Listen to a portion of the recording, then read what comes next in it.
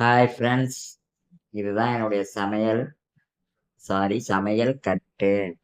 என்னுடைய சமையல் கட்டு. நான் சமைக்கிற இடம் பார்த்தீங்கன்னா, இந்த பார்த்தாலே தெரியும் உங்களுக்கு. தண்ணி, கேனு, அரிசி, பொருள்கள் எல்லாம், பருப்பு வகைகள் எல்லாமே வாங்கி வச்சிருப்பேன்.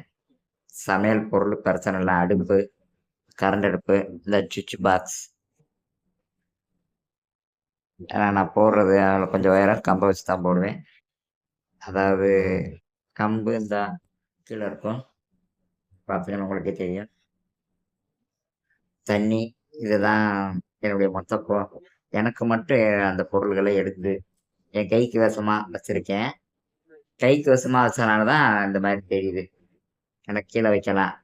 எங்கள் அம்மா அவங்க இருக்கும்போதெல்லாம் அந்த சமையல் கட்டு, அதான் சமையல் கட்டு, சமையல் வீடு, அது சமையல் ரூமு. அது அம்மா அக்கா அவங்க வந்தாங்கன்னா அங்கே தான் முதல்ல சமைப்பாங்க. இப்போ ஆள் இல்லாதனால இது வெளியே இருந்து நான் வந்து வாசப்படி. சரியா? இது சமைக்கிறதுக்கு அவங்க அக்காவங்க அம்மாவங்க இருக்கும்போது பெரிய கிச்சன், 6க்கு 6, அதனால பெருசா இருக்கும். இதில் தான் நான் சமைப்பேன். சமைச்சு எல்லா வேலையும் பார்ப்பேன். தண்ணி எங்க இருக்குன்னு கேட்பீங்க. தண்ணி இவ்வளோதானா அப்படின்னு கேட்பீங்க.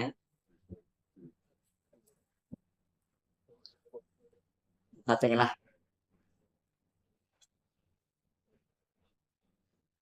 தண்ணி கேனு இது. தண்ணி கேனு 4 கேனு இருக்கு. தண்ணி கேனில் தான் எடுப்பேன். இதை அப்படியே கவுத்தி வச்சிருவேன். சரியா? இதுதான் இன்னைக்கு நான் உங்களுக்கு காட்டுற வீடியோ. ம்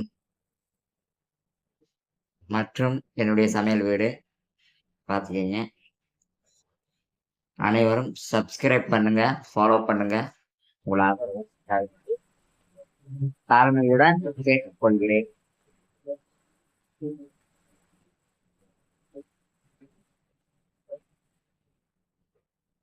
உங்கள் ஆதரவை தருமாறு தாழ்மையுடன் கேட்டுக்கொள்கிறேன். மறக்காம சப்ஸ்கிரைப் பண்ணுங்க, ஃபாலோ பண்ணுங்க, லைக் பண்ணுங்க. ஓகேவா? தேங்க்யூ.